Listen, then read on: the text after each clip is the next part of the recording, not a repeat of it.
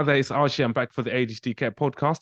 I've got a special guest joining me today virtually. I've got DC Daley Jones, who is the co-founder, who is the co-chair and founder of the ADHD Alliance Staff Association. So Daley has ADHD, adult ADHD himself, and today we're going to be discussing all things ADHD and certainly about his journey in this neurodiversity space. So let's see if technology is going to let me bring Daley onto the call.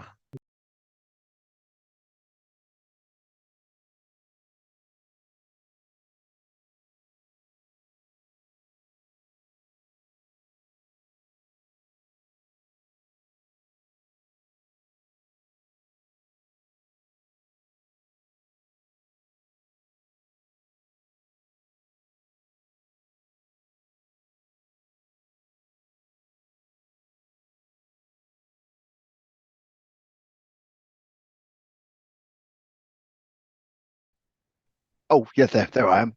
Weird how it does that. Hello. Hello there. Oh, hello. Hang on, let me see if I could just adjust my volumes and things over here. Sorry, I'm a bit late. No, it's okay. I was Hannah just, said you had an yeah, go appointment on. before. I had Um, an appointment, which overran. So yeah. it's okay. No, I put two and two together. Although you probably do have an email from me because then I think I got paranoid that I put the wrong time, which yeah, wouldn't have surprised me. But yes, no, all good. Not to worry at all. Can you hear me okay through this headset?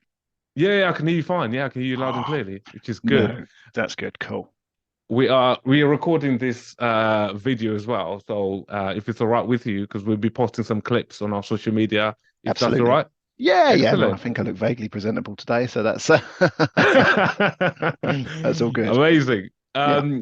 Yeah, so do I call you DC Jones? Do I call you Daily? I don't know. Oh, Yeah. daily, please, Archie. No, crikey, no. I only get funny about my rank if people start calling me a PC because I'm like, "Oh, I did an exam for this, guys. Come on." But no, otherwise, no. I'm very much just daily. Thank you. It's just daily. Excellent. Right. Thanks for taking time out, busy schedule. I can just imagine, like, working in the police force, just to dedicate this podcast to talk about all things ADHD and the amazing work that you do in this space as well. So No, I'm no, looking forward to yeah, I'm looking forward to this. Go on. No, I was going to say no. Thank you for the opportunity. It's always nice to get a chance to speak to anyone about it, really. And obviously, it was lovely meeting you and your son at that event. And it's lovely Yeah. this has all come together, man. So no, thank you. Absolutely. So the event that Delhi is referring to is the ADHD Umbrella Project that ADHD Foundation, the charity foundation based in Liverpool, they put together and organised in Bromley in London, which was a couple of months ago now. So they're launching Yeah, these umbrellas, which I think they do around the UK. So that Y- was one. I think that was the first one in the UK, wasn't it? Sorry, in London. That was the first one in yeah. London. It's kind of like an art installation, really, Yeah. to sort of, bring people's attention to anything to do with, neurodivergence and that sort of thing. And yeah, no, it's a positive message, and it looks pretty cool as well. If everyone, yeah, Google just Umbrella Project, you'll see they have a few. But yeah, no, it was cool, and yeah, lovely to meet you Yeah. there. So it's all good. Yeah. Certainly, absolutely. So yeah, just delving into some of the questions I had for you here. So Hmm. maybe if we could just start by you sharing your personal journey and how you became a police officer and then became, I know you're co-chair and founder of Hmm. the ADHD Alliance Staff Association. So you can tell us a bit more about how that was formed. Maybe just let's start with how you became a police officer to start with. Well, I mean, I think for a lot of people who join the police, it's always been something they've wanted to do from childhood and that sort of thing. Wasn't really the case for me at all. I don't think I really knew what I wanted to do. I went off to university, and I think when I initially went to university, I had interest in sort of working within the civil service and getting a degree to sort of, help me with that. And that didn't really work out. And I think it's classic ADHD. I was at like a recruitment event. The Met were there, and I was like, oh, similar sort of work. Stuck my name down. They sent me an application form. Did that. Sent me through a date to come and interview, and then next thing you know, here we are in 2023, and I'm still here. So it's a All bit right. it's a bit of a mad one, but I mean, I'll probably talk about it a little bit later. It's as jobs go, emergency services work is like ADHD manna from heaven, because not many other jobs you can get where you get this sort of free dopamine kick and the ability to change roles quite a lot as well, structure as well. So it Mm. doesn't actually surprise me that you see quite a lot of neurodiverse people, and especially people with ADHD, gravitating towards police and emergency services and armed forces work because it has all of those factors. Mm. But in terms of my ADHD sort of stuff, I actually that kind of started back in 2014. I went to go and see a counsellor after the breakup of my first marriage, and as many of your viewers will probably attest to, people have been to see a counsellor. You think you're going to go in and talk about one thing, and you actually end up talking about everything. And it was whilst I sat there talking to this counsellor about, where I'd struggled in my sort of childhood and academically and elements of my relationship, she said to me, "Has anyone ever told you you might have ADHD?" And I was like, that's a bit of a light bulb, and that made quite a lot of sense. But classic ADHD, I sort of procrastinated and didn't really do anything about it until 2021, when I sort of eventually got around. I think I'd seen some friends on Facebook post about how they've been diagnosed via the Right to Choose program, and I was like, "Oh, that sounds cool." Did that, got diagnosed, but then when I kind of was looking for help within the police, there wasn't really any, I think it's a story for a lot of people. You get your diagnosis, you get your medication, but it's like, okay, I was 36 at the Yeah. time. So it's like, I kind of need a little bit of help here. And, you know, I work for the Metropolitan Police. There was a really good autistic support group within the Met already existing. And I was direct pointed in their direction, and they are wonderful, great people. But I was sitting in their kind of support group meetings, and what they were their experiences and things they were talking about didn't really resonate with me and my ADHD. So classic ADHD, me and a colleague said, "Sod it, we'll just do it ourselves." We set up our ADHD support group, and that kind of went live last February, and it's blown up, man. I can't tell you, it's crazy. Like, Mm. we've got over like 580 members. We started off as a Met support group, but it very quickly became apparent there wasn't anything like us in the country. So we just Wow. let anyone come and join. So yeah, no, that's going really, really well. And we run support group meetings, get guest speakers in, and trying to support people in the workplace because, and this is something I'll probably talk about again down the line. You'd assume naturally that neurodiversity in all its forms would be mandatorily part of a police officer's training, given the complexities of Mm. it in terms of communication and how we deal with people Mm. uh, in all aspects of our work, and it's not at all. So there's a massive amount of misunderstanding from an internal point of view from managers and things. We see a lot of people getting issues with kind of getting support internally, but the nature of my work, I do a lot of work around safeguarding, means that I see quite a lot of neurodiversity in my day-to-day work within the sort of people I'm reading about, be they children, be they adults. And I can't do my job and not put two and two together. So I've got a sort of great passion away from my support group work around trying to make improvements within the criminal justice system for neurodivergent Mm. people. Right. And so yeah, so forgive me, Archie. Yeah. I'm doing that thing where I've just talked. Yeah. Classic ADHD. Forgive me. That's fine. No, no, Yeah. no, I completely get it. I was just going to ask you a couple of questions there. So let's go back to when you became a police officer. How long ago was that? What year were we talking Oh, about? 2007, man. So that's February Oh, 2007. So 2000. Oh, feels wow. like a Yeah, long billion time. years ago now. Yeah, no, it Yeah. is. I had hair and dreams. But yeah. But Yeah. yeah. And then the work that you're doing with the ADHD Alliance. So is it all about raising awareness within the police force? Is it about supporting colleagues as well that might be Yeah. struggling with neurodiversity issues, and also how do you do also training in terms of how to handle when when they come across either adults or young people that have Mm. neurodivergent needs and stuff as Yeah. well? So I probably didn't make it very clear. I kind of almost wear two hats. The ADHD Alliance is the support group. That's kind of internally to Right. try to internally help people.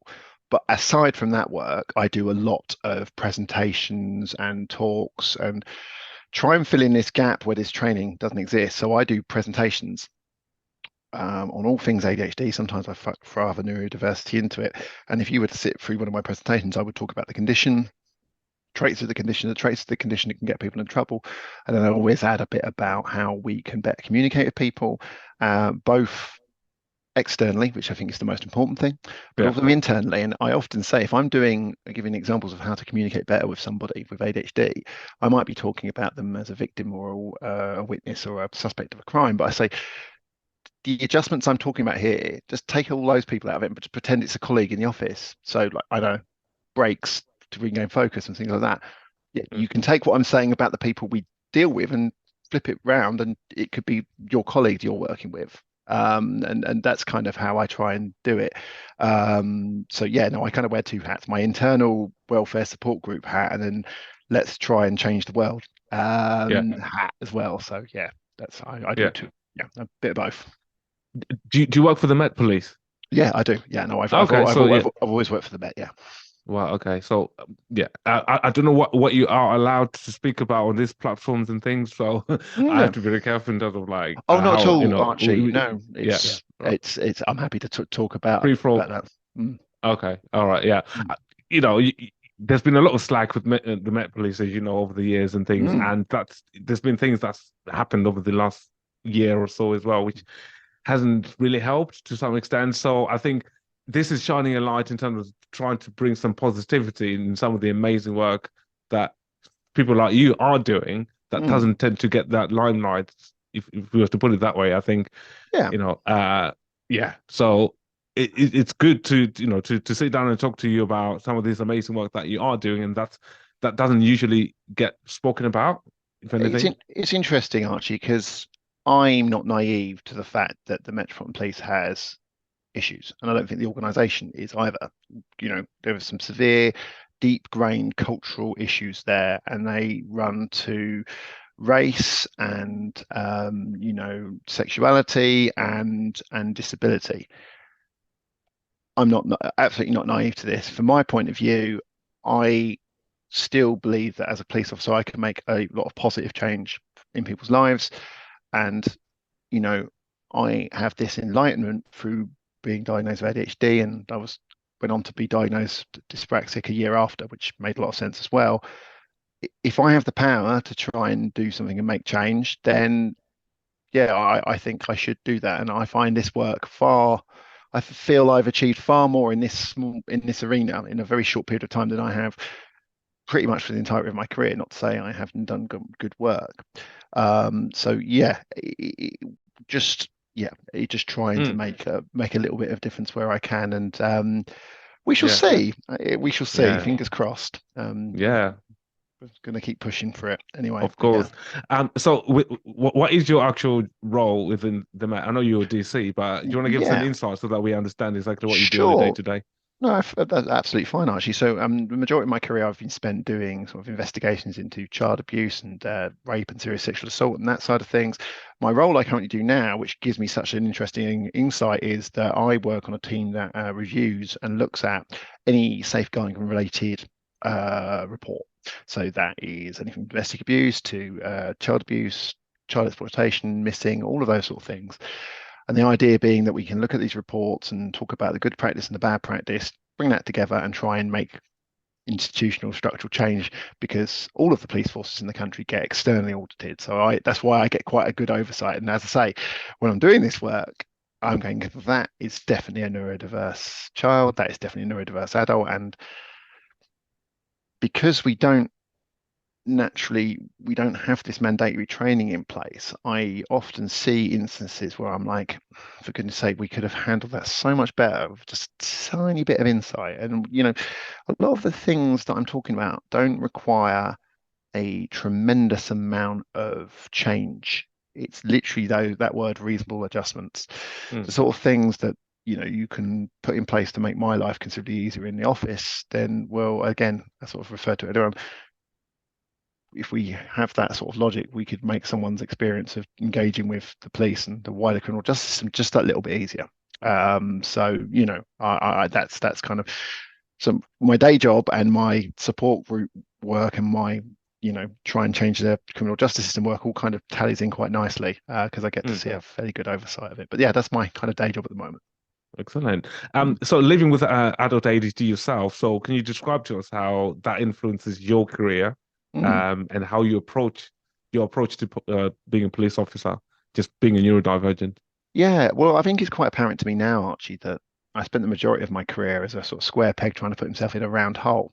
A lot of Mm, the work I've done, and when you think about the nature of investigations, I'm really, really good when the sort of chips are down and you've got someone and you've got to deal with that person within a sort of limited period of time, that sort of thing. And I get there why I'm good at that because dopamine, dopamine, dopamine. But as soon as that investigation sort of like becomes a bit more longer term and that it's not that I'm not interested in it, but it's apparent to me that because of the nature of my ADHD, I find that harder to be motivated and do that sort of longer term, longer plan term sort of planning work. So as I say, I've probably been putting myself in roles that aren't necessarily suited to me. So my ADHD diagnosis is a huge enlightening factor to me in that respect, in terms of the work I am doing and what I should probably be targeting myself towards.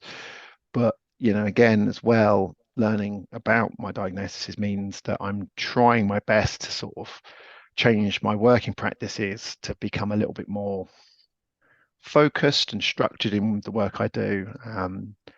I try and say this to I say this to a lot of people because I have a lot of people come to my support group who will be slightly older, later in life, and they will meet doctors and friends and family that say, "Why are you bothering to get diagnosed at 40, 50, 60?" And I always turn around and say, like, if you've had no interest in the medication and that side of things, at what age are you too old to understand the way your brain works and what works well for you and that kind of thing? And this mm, is I was 36 when I was diagnosed. I'm 39 now, so I'm still quite a baby in this journey, and I'm learning about my my conditions every week. Something comes up and I'm like, oh, okay, that makes a lot of sense. So I'm just trying to take what I've learned and allow it to sort mm. of help me in the workplace and help others as well, because it feels like as I'm learning I share that with other people, and I'll try and assist people where I can. So yeah. Mm.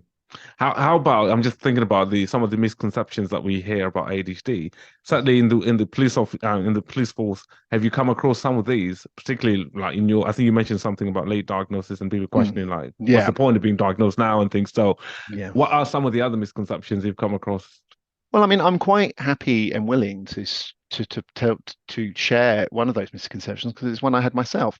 So when I was Mm, very young in service and I was still in uniform, I didn't spend very long in uniform for a multitude of reasons. I think my self-esteem and those kind of things, didn't allow me to thrive in that role. But I'm grateful I did because it allows me insight of people's lives and communicate with people. But I would go around people's houses and they would have children misbehaving, and this is very much a stereotype, but I witnessed it. And the parents would explain, well, yeah, they're not necessarily misbehaving and they've got ADHD. And I was like, yeah, and I fell into that trope of it. No, well, you're just giving excuses for your child's poor behavior. And I'm more than willing to say now that I fell into that trap as well. So that is one that you still see. There's still this stigma and this kind of. I'm not saying this is necessarily a police issue. I think it's the police are a reflection of society. So if these stigmas exist within society, they will exist within policing. And mm, you still see that permeate. It's not a real thing, using it as an excuse, and so that definitely does persist. One other thing I see, and I try and sort of avoid people, against doing it. You'll see when a report is put on and they're talking about whoever it might be they're the victim, be the suspect, and they're kind of doing this, they're kind of naturally doing, police officers naturally sort of a risk assessment as to what level we should put this at. And you'll see them talk about a neurodivergent condition, and sometimes it will just be like, oh, it has to be high risk. They have to be high risk. I'm like, yeah, no, well done for mentioning it. Well done for talking about it and considering it, but it's a consideration.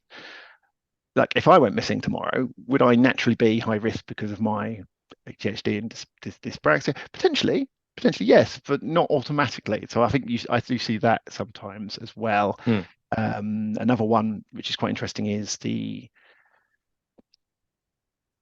we expect people to react in a certain way to certain incidents, and trying to get people to understand that, well, first of all, everyone reacts differently to trauma, but you add in neurodiversity to that, and yeah, your reaction, the person's reaction might not be what you were expecting, and trying to make people understand that as well. So there's mm, a few that exist. There are a few, and there's probably more if I really, sat down and thought about it. But this is what I'm trying to do. I'm trying to sort of mm, say, look, guys, we have to consider this. So I try and mm, engage with anyone who will listen centrally, and the Met is quite a big organization, so that's quite a hard thing to do. But sort of say, look, if we are talking about child exploitation, which I think is going to be an understandably so a hot subject within the next few months, So when we are considering our response and how we do that, you cannot not consider neurodiversity, Yeah. because you talk about the traits and some of the potential traits of a lot of the neurodiverse conditions, and they do often make children more liable to being vulnerable, to being exploited, to being suggestible. Yeah. And again, that's not to belittle neurodiverse conditions or say everyone is. I sometimes feel I'm patronizing people when I talk about this, but it is there is that potential for Mm. someone with ADHD to be, yeah, far more willing, eager to please and say yes and go along with things. And it'd be naive of us to not consider these points when we're looking at how we deal with those big subjects. I think I've made sense there, or I've just gone off on a Yeah. mad ADHD ramble. No, no, Archie, sorry. no. As you were talking, I was just thinking, like, yeah, if you go missing because you got ADHD, you naturally wouldn't be classed as high risk, would you? No. So you would still assess the situation based on, yes, they've got neurodiversity issues, but what Mm, else that would then naturally class someone as risky as what mm, you would do someone that doesn't have neurodiversity issues. Yeah, Yeah, yeah, I absolutely. know what you mean. Yeah, yeah, Yeah. yeah. I get it. I was just going to move on and ask you about I interviewed Jill Purdy, who is she's the CEO of a charity organization called Impulse. It's based in Surrey. I don't know if you've heard I, of it, I've but I've met them and went and presented for them when they oh, did, started. So yes, I'm aware of oh, Impulse. oh yeah, exactly. So I brought her onto the podcast and we were discussing because they support young people going through the criminal justice system, and Mm, we were discussing about in some cases how young people are handled when they once they get arrested and they get charged, or I mean they go into the cells and things.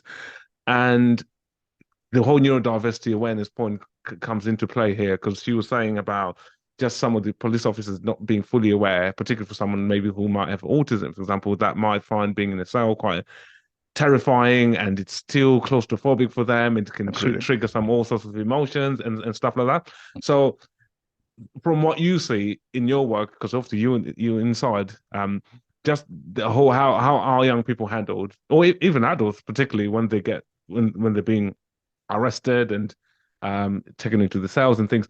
Are the officers being mindful that this young person might? Are they taking into consideration their needs? Do they ask to make sure that they, apart from having an appropriate adult there, but do they take into consideration that there are things that might trigger them to some extent if, for example, they're in a cell or the environment that they're in and the language that's been used at the same time and stuff like that.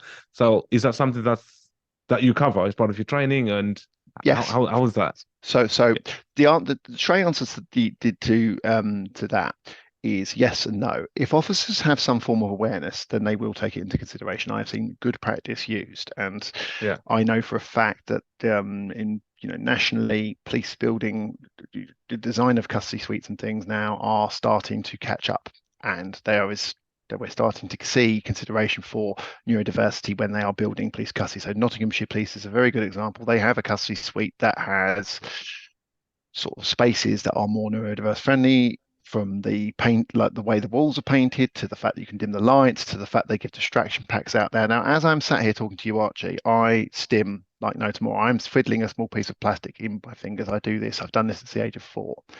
If I was put in a police cell for 6, 7 hours, and I can't really give you a, depends on the investigation, but you could be sat in a cell for quite some time, and I didn't have something like this. I'm probably going to come out of that cell not at my best. And it's counterproductive to not take that into consideration. When you think that if you just gave me like a fidget toy or something to do, I'm probably going to come out of there far more willing to want to engage with that police officer and answer questions and that side of things. So this is when I do my training and stuff, these are the sort of things that I mention and sort of say. Now, last year, I did my sergeant's exam, and it was one of the things I was allowed to do in my sergeant's exam was have a break in the middle of it, because it was understood that trying to expect me with ADHD to focus for 3 hours is ridiculous. It's just not going to happen. Why wouldn't we do that in a police interview for a victim? So if you're Mm. sit there doing a video recorded interview for, I don't know, like a sexual assault or something, or a suspect of crime, because it's just heavy stuff. It's a stressful situation. I know that if I take a little break, I'm going to come back more focused and fresh and able to sort of answer the question. So, A, it's fairer, and B, we're going to get better outcomes. So to me, Mm. it's an absolute no-brainer. And I think neurodiversity awareness training will eventually become mandatory part of a police officer's training. It's going to Mm, happen. And I know the Met are mm, investing in it and looking into it. And occasionally, sometimes they will engage with me and my suggestions. It's not there at the moment. And you do see, and you only have to pick up a newspaper any other week, that there are incidents where someone's neurodiversity is not taken into consideration.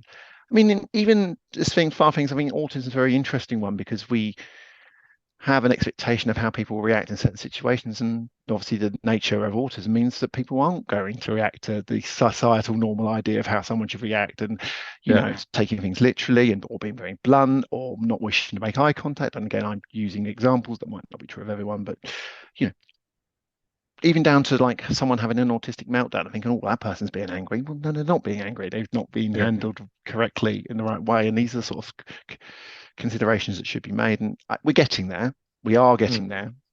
The police are aware of these things, and there is a national neurodiversity working group which I actually sit on, and a lot of these sort of things are discussed and that kind of thing. But yes, I just wish it would happen a bit quicker.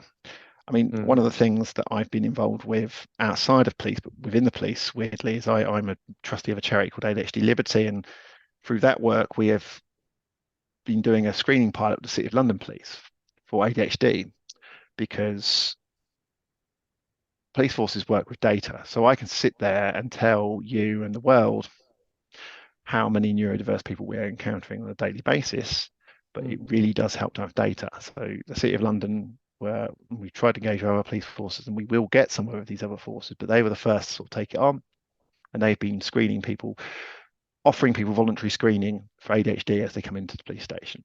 Out of 40 people who took that screening questionnaire, 63% of them have come back as probable or highly likely to have ADHD, which is backs up the sort of general national figures as the amount of people within prison who have ADHD, which the figure that's always yeah. banded around is 25%, but most people would say Yeah. it's considerably higher. So Mm, it's making policing understand that we are regularly meeting people with neurodiverse conditions. And I want to make incredibly clear, I am not saying neurodiverse conditions lead people to being criminals.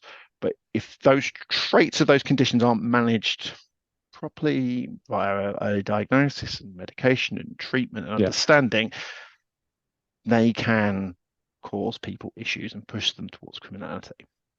That's Yeah. I always have to make that clear because I'm sitting there talking about these statistics and are you Yeah. trying to say everyone with ADHD is a criminal? No, I'm not. Make that very clear. I mean, I see my ADHD traits, and the reason I'm a police officer and not involved in criminality is purely down to the fact that I was born in a white middle class part of the world. Because if I was born into a very different set of circumstances with the traits and the way my traits react to certain situations, I can see how I'd very easily go down the wrong path, the wrong path. And so, this is part of the reason I'm so passionate about the work I do, because a lot of these people are put in these situations through no fault of their own, because they weren't understood. They weren't, I could talk about the education system until the cows come home, but I can only really deal with the criminal justice system. And if I can do something to help identify and help get people treatment and help at an earliest possible stage, then fingers crossed will stop people from falling into these sort of traps of criminality and this sort of stuff that can present Mm, with untreated conditions. Whew. yeah. Yeah, they cover that. There's a few things that I was going to talk about. One, I Sorry, think you've Archie. kind of you kind of touched on it, just about Yeah. the rate of undiagnosed ADHD amongst the prison population that we see. I think you've touched on the figures, which is Mm, absolutely correct there. And also I wanted to touch on, if maybe let's discuss about recruitment mm, in the in the police force, just in terms of mm, I know there's a lot of vetting that goes through. mm. You ask lots of questions, they ask informants and things like that. But from a neurodiversity point of view, do they take into consideration someone that has or potentially might have ADHD that might need to be screened before they take on that role? If, for example, if they have a diagnosis, is that then taken into consideration in terms of, okay, what accommodations can we then put in place to support this individual? So So what's from the an recruitment process like? from an internal point of view, it's very much at the moment, from a recruitment point of view, very much reliant on that person telling the HR, whoever it might be, at an early stage. Yeah. There's no, to the best of my knowledge, there's no screening in place at the moment, and there's Right. no obligation for people to disclose something like an ADHD or an autism diagnosis. To the best of my knowledge, I mean, I personally choose to, because my conditions are nothing to be ashamed of and nothing to preclude me from my work. In many ways, my ADHD traits are strengths. In just some places, they are not strengths. Mm. This whole superpowers thing does bug me occasionally, because something's only a superpower if you can work with it. It's like, I don't know, Superman's ability to fly, but if he just no control of it, he's going to get himself even going flying around, crashing into buildings and stuff. That's how I Mm. feel about neurodiversity as a superpower. So no, it's not mandatory. If you say, look, I've got ADHD or autism or whatever, it's almost the emphasis, and I don't know if this is true of other businesses, the emphasis is almost on you to suggest what reasonable adjustments you need. And this was one of the problems I personally had. What reasonable adjustments do you like? I won't say what my exact answer was because it involved a swear word, but I replied, you tell me. I'm 36. I've lived these conditions, because my dyspraxia as well, my entire life. And you're asking me how I should advocate for myself, and what I should, what adjustments I should be making. And this is why you need workplace assessors and those sort of Yeah. things. So again, long answer to a short question there, Archie, forgive me. But yeah, not mandatory screening Yeah. for coming in, not at all. And I think because as you know, ADHD, neurodiversity issues, like autism example as well, it's a hidden disability. It's not something that's seen. So No, had you been in a wheelchair, or had a physical disability, chances are they would be installing things, ramps, and making sure that the workplace is easily accessible for you. But absolutely. as you say, it's a hidden disability that's relying on, okay, so you tell us, which is still discrimination to some extent, because I could agree ADHD is more. still, I could yeah, agree more.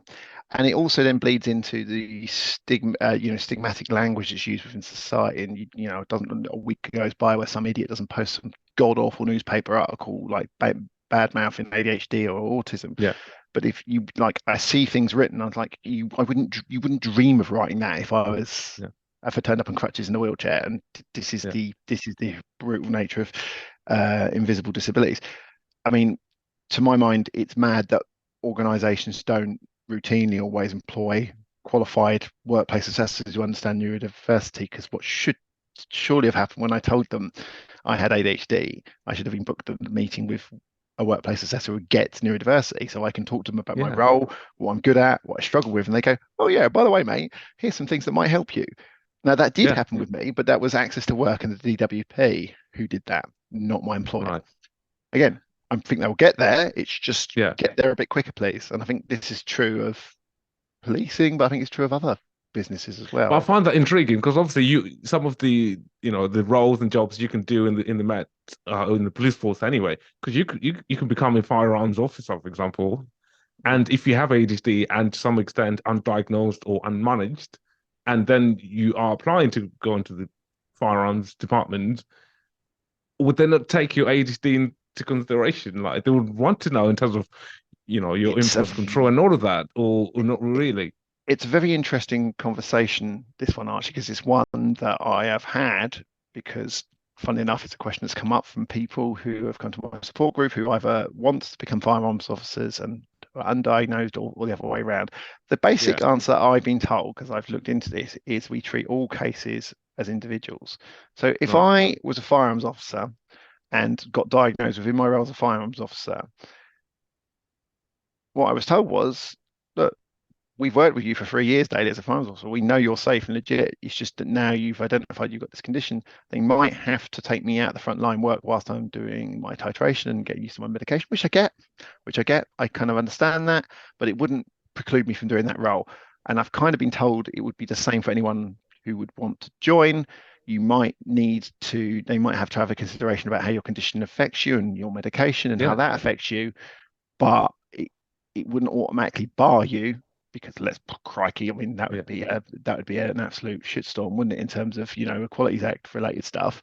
But yeah, it's certainly something that has to be taken into consideration. I think it's the way it was described to me. Anytime you sort of either go on to a new medication or change your medication or anything like that, then they might have to take you out of the front line for a little bit Mm. from a safety point of view. But yeah, That's yeah. yeah. I find, you know, this, as you're talking there, I'm thinking of two things. Someone who doesn't work in the police officer, who doesn't work as a police officer, but owns a licensed gun, for example, the Mm, amount of vetting and checks that needs to be done, and before they're allowed to have that license anyway, or mm. renew the license. I've dealt with some of my clients as well, where they've got license firearms and things, which has been fine, but it's the paperwork involved, it's the checks that they've had to, I've had to contribute to kind of verifying if the individual's stable, doing one on medication, all of that.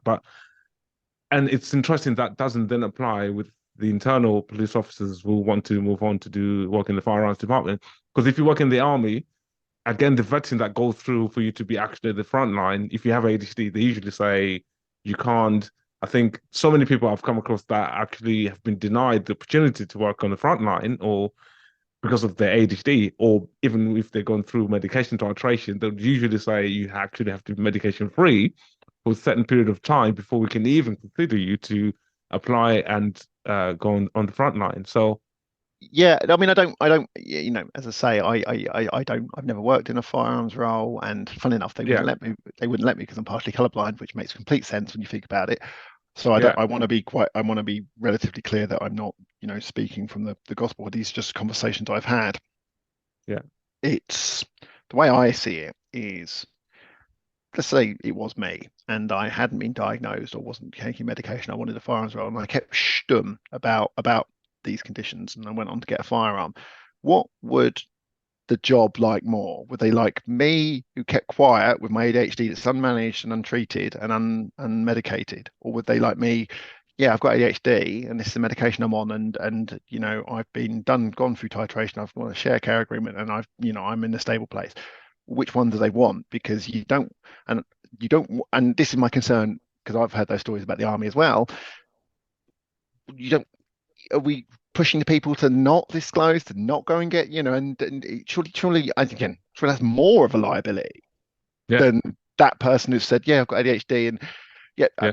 they definitely do take it into consideration. It is part of, um, my understanding is part of the process of when you apply to be a firearms officer, and they will ask you about these kind of things and that sort of things. And but I can't say what sort of testing is done and that sort of thing. Mm, Recruitment okay. from when people join the police, I know they don't screen people. I'm not 100% sure when it comes to firearms, Archie, if I'm brutally honest. Fair enough. The No, I conversations completely I've had. understand.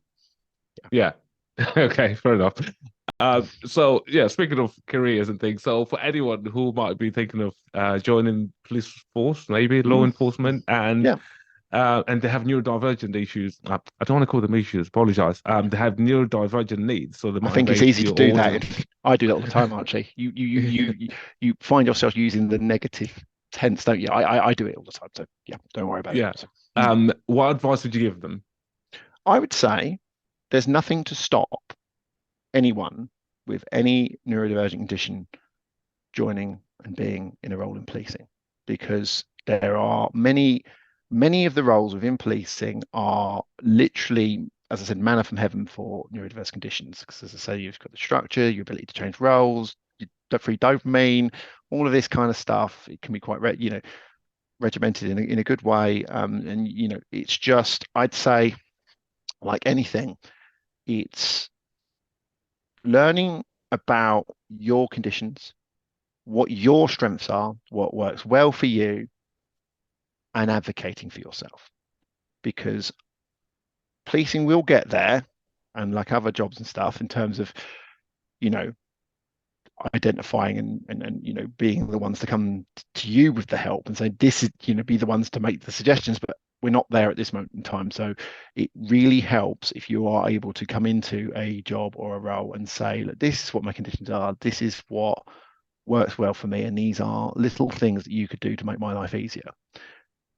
because down the line, as I say, I'm hoping that one day we will have these workplace assessors and people in place that can make those suggestions for you, but it does help to have an understanding of your own mind and what works well and what doesn't. If that makes any sense at all, I think that's the best thing. But people should not be put off at all. And fortunately, without sounding big-headed, you have big support groups now like mine, and our literal role is there to offer peer support and say, have you considered this, or these are things you can ask for when you're going for an interview or for an exam or something like that. Like I gave an example of my own exam earlier on. Because often it's awareness. People aren't aware that you can ask these things and do these things and get these things. People don't know about access to work. People don't know about the various, because the Met has loads of different software and hardware options for people that would work well for people with neurodiverse conditions. It's just that people don't necessarily know that they exist, and that's why support groups exist. So I would suggest that if anyone who is listening to this is interested and they might have ADHD or autism, know that from ADHD perspective, my support group exists nationally. We will gladly help anyone. And then from an autism point of view, there's long-standing been a National Police Autism Association. And I know for a fact that they would offer the same support and help as well. So it's, Okay. Don't be put off, I would say. Excellent work. I was going to ask you about if it's a national sort of project you cover. So it covers the whole of the UK, which is great. So anyone can reach out, depending where they are in the country. 100%. As I say, we started in the Met because that's where me and my colleague who set it up started. But yes, I say, it quickly became apparent that the help was needed everywhere. So I'll send you links, so to speak. Yes, no, please do. And I'm always keen to speak. I'm willing to speak to anyone when it comes to ADHD. As I've demonstrated in this podcast, I can certainly talk. So forgive me, but yes, no, very much so. Please come for help and advice. That's what we're here for. It's ADHD Awareness Month, as you know. So excellent, great, raise the awareness. We had Mental Health Awareness Day last week, Mental Health Day last week as well. So lots of, as you know, mental health and ADHD tend to go hand in hand, as you see. And I think I think you covered some of the things there. If you have an unmanaged person who has undiagnosed ADHD, untreated, unmanaged, that can escalate and make their issues with mental health as well, can cause them some real difficulty there. I was just going to ask about raising awareness, particularly engagement, like in communities and things, working with people as part of your role. Do you? I know you support professionals and things. Do you work directly with members of the public at all in terms of what you are doing with what you're talking to us about? Do you do anything at all, outreach in the community? At this moment in time, Archie, no. Is it something I'm massively interested in? Very much so. Because I'm not naive enough to think, and I mentioned it earlier on, I have lived most of my life in quite a safe little white middle class bubble, and a lot of people don't have that. Lucky enough to be in like the best 2% of opportunity in the world. I'm very, very, very keen to speak to people within the community, within both London and nationally, because I am interested to understand what it's like for members of the public engaging with us as police officers, but also what it's like to be, I don't know, Black and have ADHD, or LGBTQ plus and have ADHD, or because I'm not naive enough to know there isn't a vast array of potential cultural and other issues that would exist that might make having a neurodiverse condition even harder. So personally, very, very keen for it, and it's something that I and being sort of pushing the force to kind of let me do sort of officially, but that I'm sort of almost considering doing some of it sort of off the side. So certainly something I'm very, very willing to speak to people about and would be very interested in doing, because as I say, I can look at the criminal justice system from the point of view as being a detective and someone with ADHD and dyspraxia, but I'll always have those sort of blue specs on from a certain perspective. So I'd be very, very keen to engage with someone who is a service user, as we like to sort of say. So yes. So the answer, no, we're not, but yes, I'd like to. It's the gist of it. Yeah. And I think you work in London, as you say. You work for the Met. You work for big multicultural place to live in, diverse, Wonderful. Yeah. great. Um, and being a police officer in that field, in that part of the world as well, would often emphasize the whole point about engagement. As you know, there's a history of this with the relationship difficulties that's been brewing for a long time, which has Absolutely. led to so many different events that's happened. We can talk about the London riots, we can talk Mm, about all the other things that's happened along the way as well, absolutely. and all certainly the last things that's happened over the last few years, couple of years, and things. And you can see the tension between members of the public and the police. Hmm. And I think some people are losing trust with particularly the Met Police. I get that.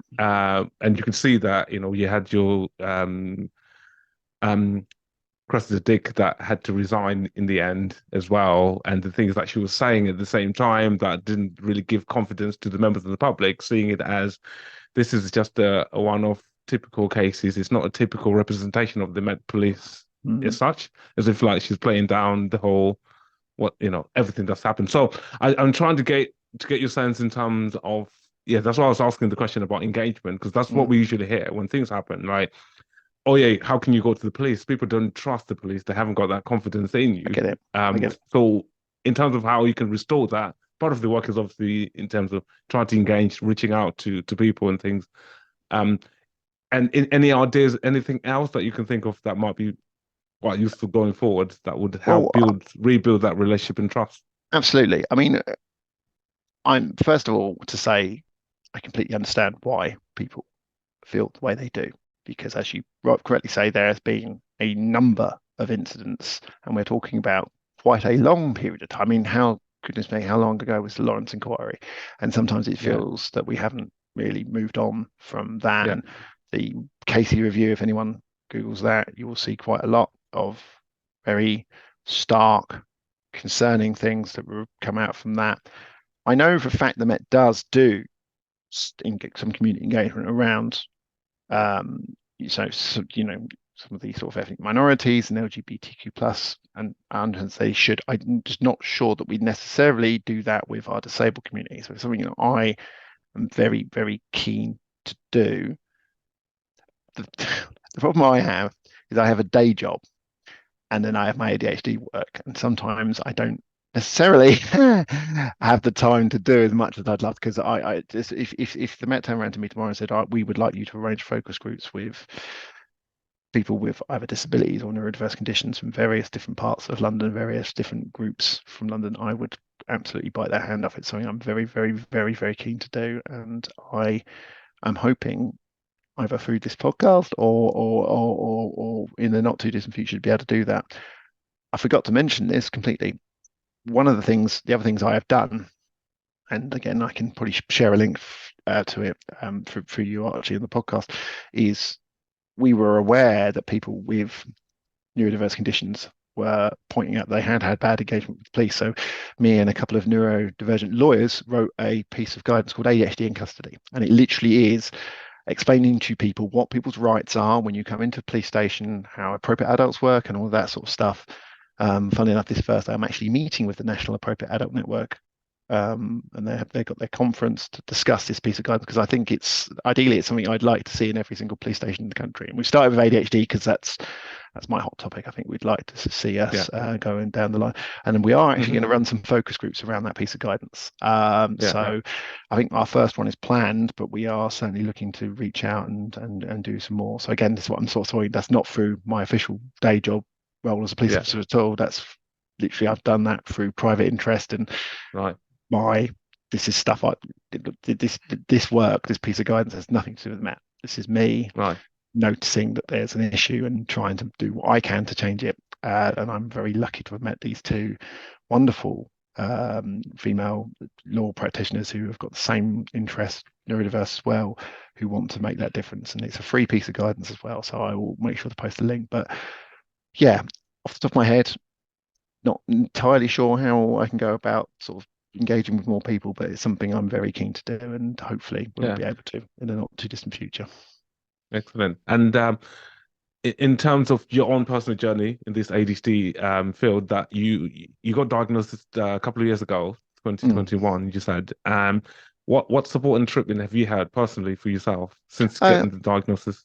Where so are things? I take my medication. So I've got L-Vance, and I'm in the same boat as everyone else at the moment with the national drug shortage, and I've I had was to. going to come to that as well. Yeah, Yeah, man. I yeah. it was so.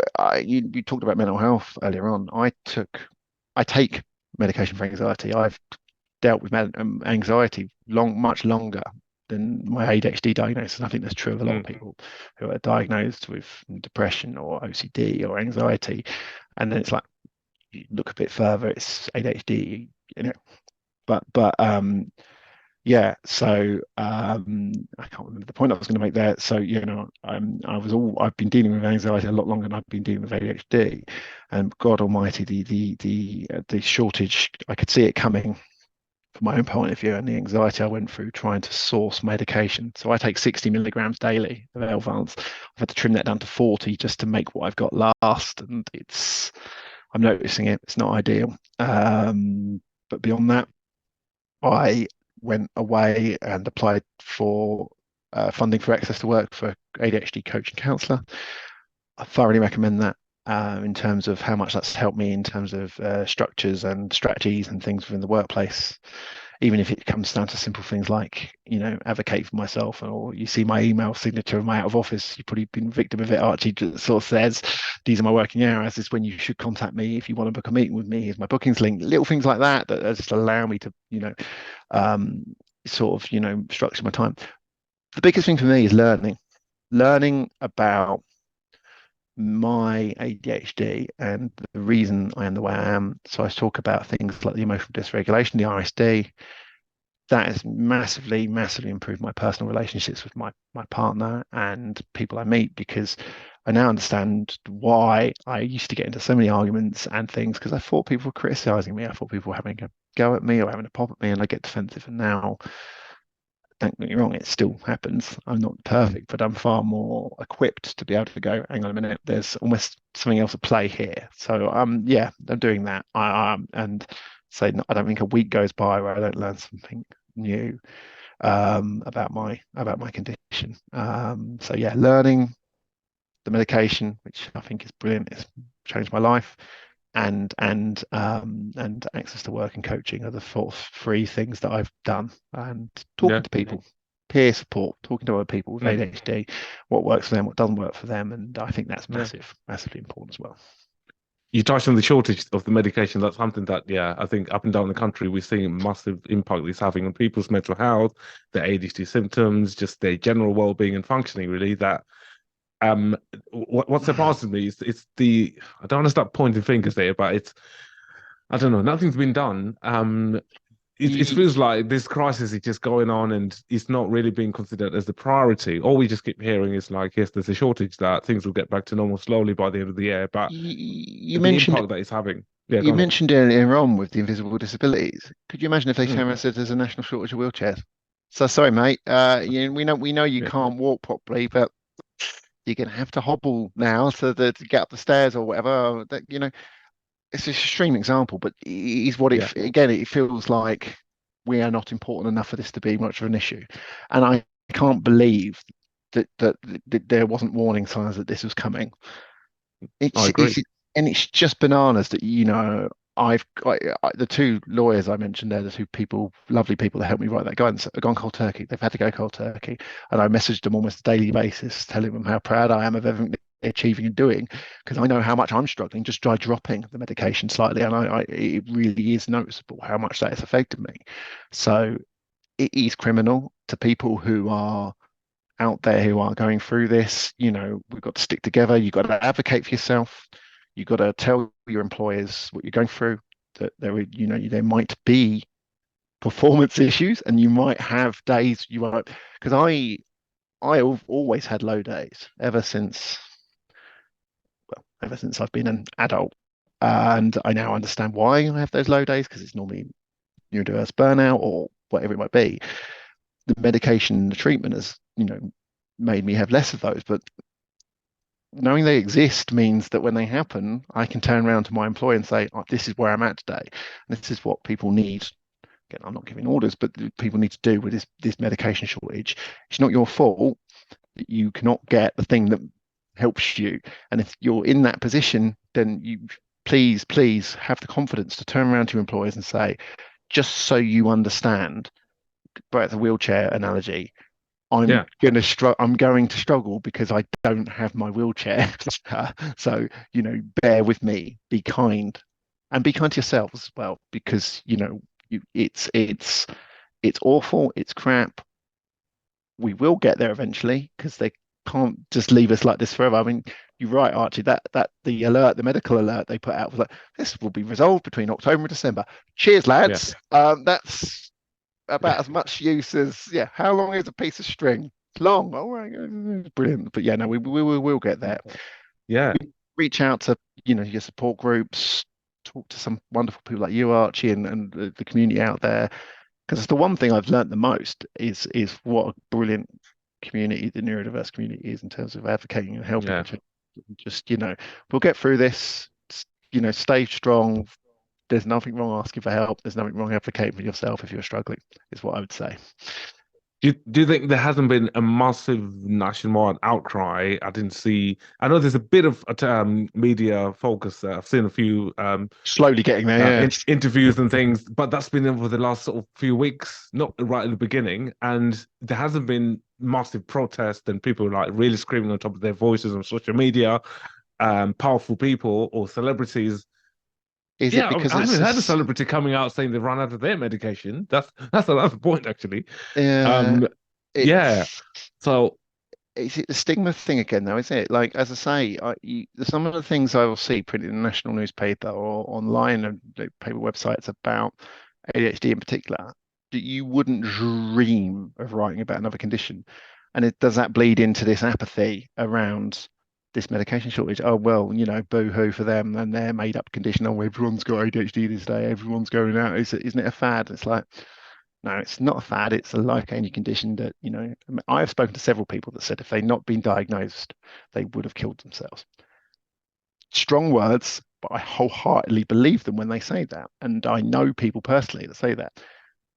This is what it's hard not to get furiously angry when you see people belittle and talk down the condition and how it affects people. And I do think this apathy exists. I think it's fueled by certain parts of the media, and I think it bleeds into things like this medication shortage and why yeah, people are not raising hell. Because if it was cancer, I mean, again, extreme examples, but if it was drugs for certain other disabilities and conditions, I think there would be uproar. yeah, But here yeah. we are. Here we are. 100%, agree. I think, yeah, yeah. I just want to end on a positive note, really, just in terms of any success stories that you might wish to share with us. So, if you worked with someone who struggled with their neurodiversity issues through your Hmm. work, and maybe talk Well, through in terms of the journey that you helped them through and what happened at the end. I mean, without sounding big-headed, I mean, I think myself, since being diagnosed, I passed my promotion exam. I mentioned my exam earlier on. Passed my promotion exam last year. I applied for a role in a different part of policing that I would never have gone for previously because I didn't feel I was worthy. And a lot of my diagnosis has been how it's improved my self-esteem. Mm, I now know my strengths and I now know my own self-worth. So that is a positive story from the point of view of people we engage with, through the work I do with ADHD Liberty, the charity did the screening pilot. I know people through there who have been in and out of criminality their entire lives. They got diagnosed and got medicated, and they have been on the straight and narrow ever since, which goes mm, to show the power of diagnosis and the power of medication and treatment. I think, you know, a lot of people I've worked with from a support group, again, they've come to us, they've said what reasonable adjustments and things can I have for these. I've tried passing this exam 3 or 4 times, failed every time. They come to us, we give them the reasonable adjustments and they go and pass it straight away.